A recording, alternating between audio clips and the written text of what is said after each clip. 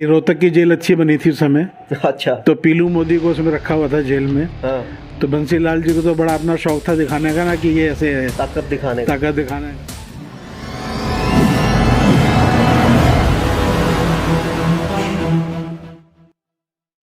Professor Sher Singh ji से एक बड़ा दिलचस्प किस्सा और बड़ा महत्वपूर्ण किस्सा भी जुड़ा हुआ है। जब 25 जून 1975 को इंदिरा गांधी ने देश के अंदर आपातकाल की घोषणा की, उसी तारीख को दिन में प्रोफेसर शेर सिंह के घर पर कई सारे, मैं गिनती डॉक्टर साहब बताएंगे, बहुत सारे जो एमपीज थे, जो सांसद थे, उनकी एक मीटिंग हुई, गुप्त मीटिंग हुई, और उस मीटिंग की जानकारी इंदिरा गांधी को लगी। और ये भी एक कहा जाता है कि उसी मीटिंग के कारण रात को इमरजेंसी इंदिरा गांधी को लगानी पड़ी। उस मीटिंग में, उस बैठक में आखिर ऐसा क्या हुआ था, कौन कौन सांसद थे और कितने सांसद थे कि जिनकी खबर इंदिरा गांधी को लगने के बाद देश में आपातकाल की घोषणा कर दी गई। डॉक्टर साहब, क्या किस्सा था वो, कौन कौन सांसद थे, कितनी तारीख की बात है, क्या आखिर हुआ क्या था?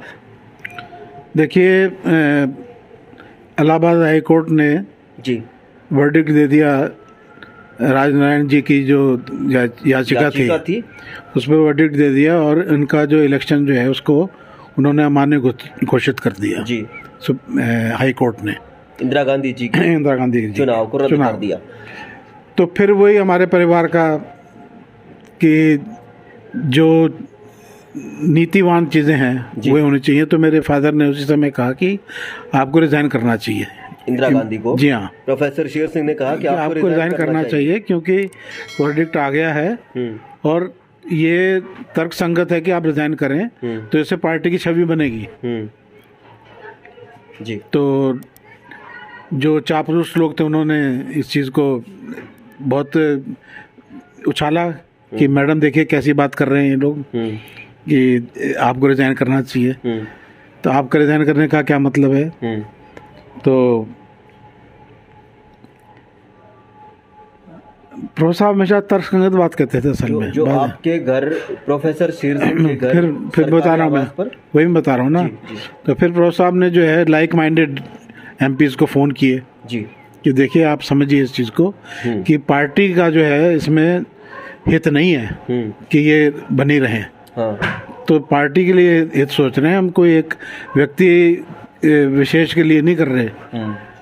तो पार्टी के जो है 33 एमपी जो है उस समय आए मीटिंग में, हमारे घर में मीटिंग हुई, और मुख्य रूप से उसमें जैसे मोहन धारिया जी थे और कृष्णकांत जी थे और चंद्रशेखर थे जी, बहुगुणा जी थे, लक्ष्मीकांत अम्मा थी जी।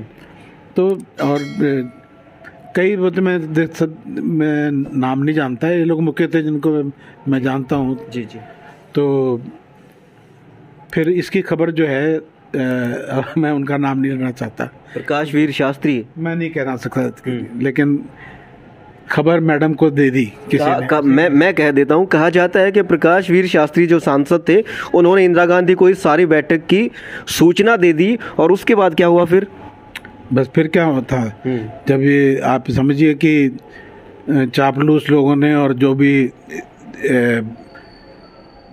चापलूस से कहना चाहिए, जिन्होंने, उन लोगों ने मैडम को जो है बरगला दिया, और मैडम ने जो है इमरजेंसी लगा दी, रातों रात लोगों को उठा लिया गया सारे उसमें जो है।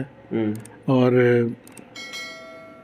प्रोफेसर शेर सिंह को भी उठाया गया। हाँ, सब। कौन सी जेल में रखा गया? नहीं, उनको जो है थाने में रखा गया। फिर इसने बंसीलाल ने कहा कि उनको इम्पोर्टेंस नहीं देनी है, आप उनको कैद मत करो, ठीक है, नजरबंद कर दीजिए। हाँ, बस नजरबंद कर दीजिए उनको घर में ही। तो ये बातें हुई थी। तो मतलब ये है कि शुरू से ही परिवार का ये रहा कि जो सत्य है उसके साथ चलो, बस। तो ये था, तो उन्होंने कहा भी आपको जो रिजाइन करना चाहिए, मैडम को रिजाइन करना चाहिए। जायज बात के लिए अगर इंदिरा गांधी से टक्कर लेनी पड़े तो ली जाएगी। ले ली, हमने ली जाएगी क्या, ले ली थी, ले ही तो ली थी टक्कर, तो टक्कर तो ही थी। इंदिरा गांधी के रिजाइन की जो योजना थी, दबाव बनाने की जो योजना थी, वो सारी आपके घर पर बनी 25 जून 1975 को दिन में। मीटिंग थी, एक ही मीटिंग हुई थी उसमें। उसके बाद तो इमरजेंसी लग गई, सब लोग तितर बितर कर दिए गए। तो उसका भी बड़ा एक किस्सा है कि रोहतक की जेल अच्छी बनी थी उस समय। अच्छा। तो पीलू मोदी को उसमें रखा हुआ था जेल में। हाँ।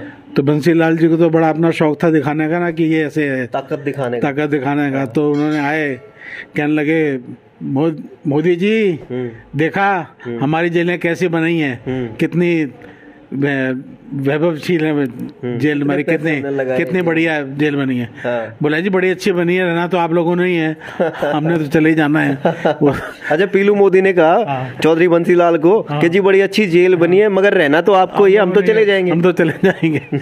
बड़े वो हाजिर जवाब थे। तो सब लोग रोहतक की जेल में बड़े बड़े नेताओं को सबको रखा गया था जी। बहुत सबको, और सब अलग अलग लोगों को इस ढंग से रखा गया था, जो भी था उनका एडवाइजर, कि कोई ऐसे ना लोग ना हो जो कि आपस में बात कर सकें। मतलब एक गुट के लोगों को नहीं रखा गया, सबको अलग अलग चक्कियों में।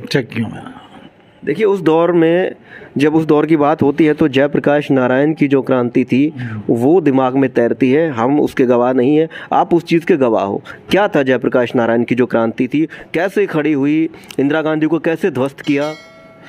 वो देखिए, जयप्रकाश नारायण किसके चेले थे? गांधी जी के। तो गांधी जी तो सत्याग्रह के वो थे, तो उन्होंने भी सत्याग्रह के ही कहा कि ये है, होना चाहिए था, ये गलत हुआ है, इमरजेंसी गलत लगी है, ये अपना ताकत दिखाने की वो है। तो वही संघर्ष वाली नीति थी सारी, और उसमें जो है उन्होंने सबको जोड़ा। और नवयुवक जो थे उस समय जी, उनके अंदर भी एक भावना हुई कि भाई सच बात को क्यों नहीं, के पीछे क्यों ना चला जाए। तो सब लोग जुड़ते चले गए ये मामला। लेकिन देखिए, चिंगारी तो कहीं से कहीं लगती है ना, जुड़े तो सब लोग दुनिया में, लेकिन चिंगारी हमारे घर से लगी थी। चिंगारी शुरू हुई प्रोफेसर शेर सिंह के घर से। देखिए, इसमें कोई शक नहीं है। तो उस वक्त जो सरकारी आवास था कौन सा था?